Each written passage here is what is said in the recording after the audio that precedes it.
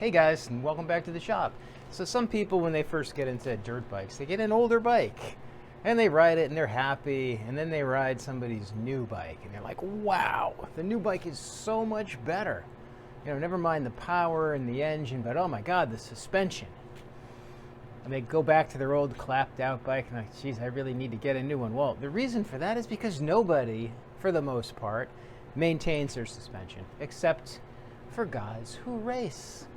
And I can remember being a kid, looking for a dirt bike, and you'd see, oh, never raced, never raced, never raced. Those are not the bikes you want to buy.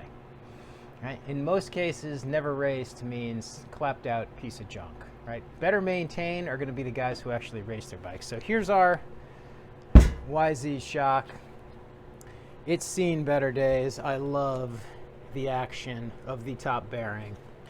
And just before we start to take this thing apart and rebuild it, let's take a look and see if we have any nitrogen pressure in here whatsoever. These things are supposed to be charged to about 150 pounds. My gauge only goes up to 60. I'm going to guess that's not going to be a problem. Let's see.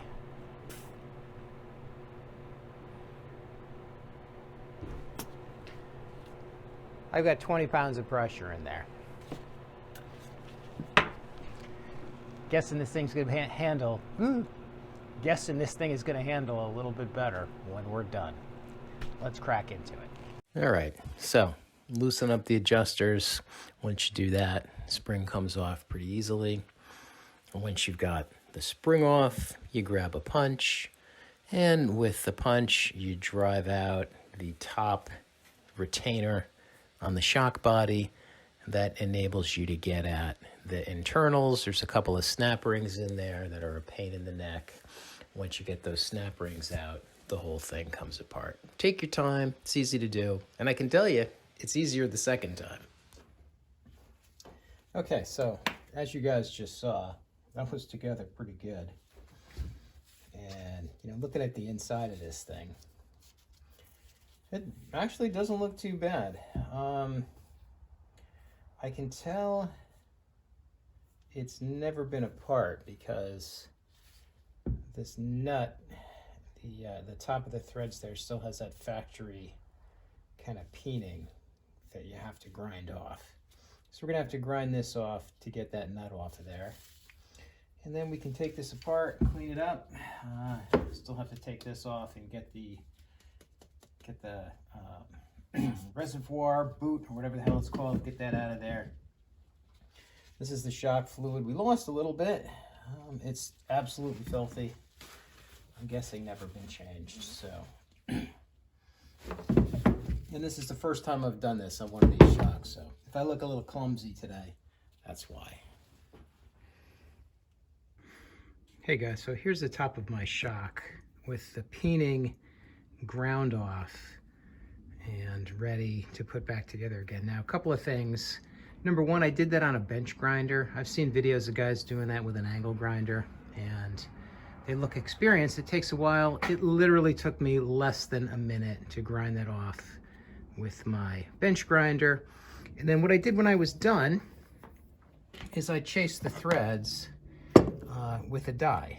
And, quick little tip for you guys, use the new nut when you're checking the threads out. Don't use the old one because they get screwed up when you take them off of there.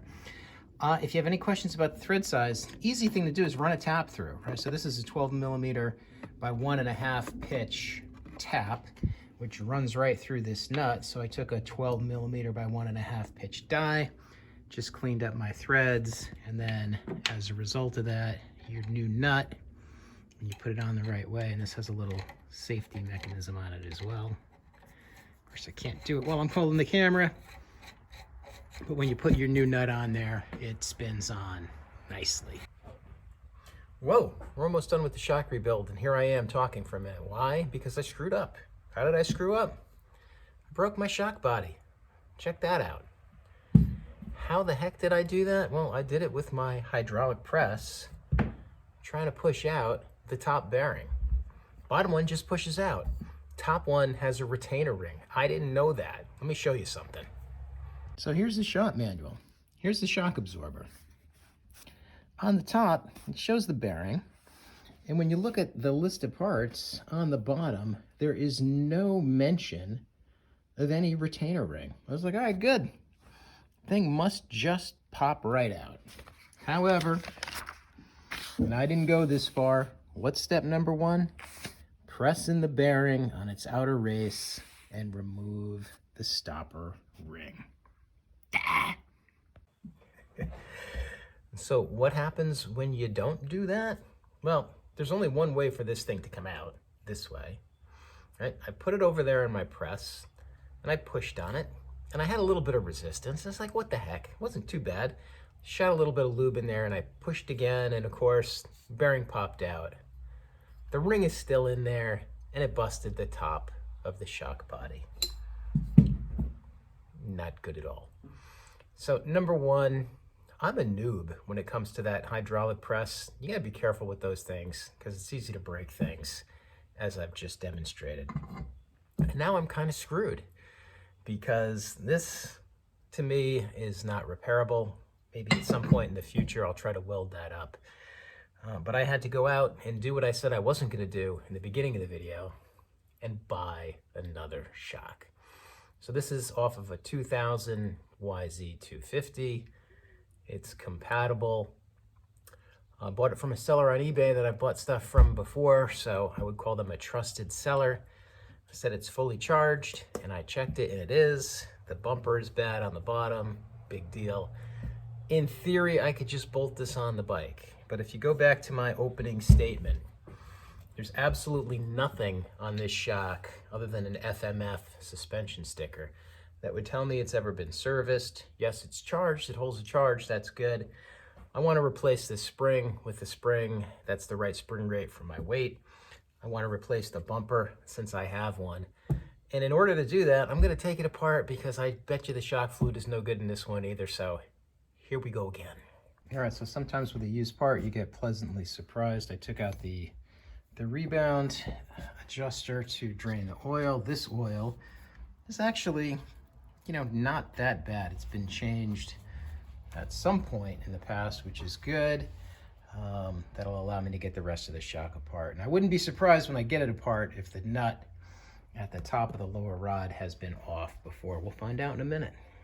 All right, so here's the insides of shock number two. You can tell this thing has been sitting for a little while. I've got to clean it up. However, the seal head looks like it's been replaced. This nut on the top looks like it's been off. So for the most part, this thing did have some maintenance, and I probably could have run it if I wanted to, the way that it was, but let's just go ahead and rebuild it. All right, so that nut, even though it was on there with the red Loctite, it popped right off, wasn't particularly tight. The new one I've got is a locking nut, and we're gonna red Loctite that. Seal head I'm gonna pop off. We're just gonna clean these pieces up, and then we're gonna put this thing back together. All right, so progress. Bottom piece is cleaned up. Actually, what I did was I used the bottom pieces off of my other shock because they were better, and they're the same. The new head here, valve stack back in place, new nut, Loctited, it's a locking nut, and I torqued it down to about 37 foot-pounds. So this thing is ready to go back together. So when you go to put things back together, if you don't have a special vise to hold the shock, and unless you're a pro doing this all the time, you don't. You can do it this way. My vise rotates, so I spin around, don't have soft jaws, but a couple of pieces of pine does the same thing, holds everything still while we put it back together. New bladder, guts ready to go. Let's get this thing back together. All right, Moto fans, so after all of that, where do we end up? This is where we end up. So, rebuilt, new stop on the bottom, Racetech spring. I even put my first sticker on the bike, the Racetech sticker. New shock fluid, bled. Gotta charge it with nitrogen and put it back on the bike. I'm happy with the way this came out. Not really happy how I got here. Lesson learned, don't be a knucklehead with your shop press. And if you have any questions, go to your shop manual. I mean, for God's sake, after all of these years, that was a pretty stupid mistake.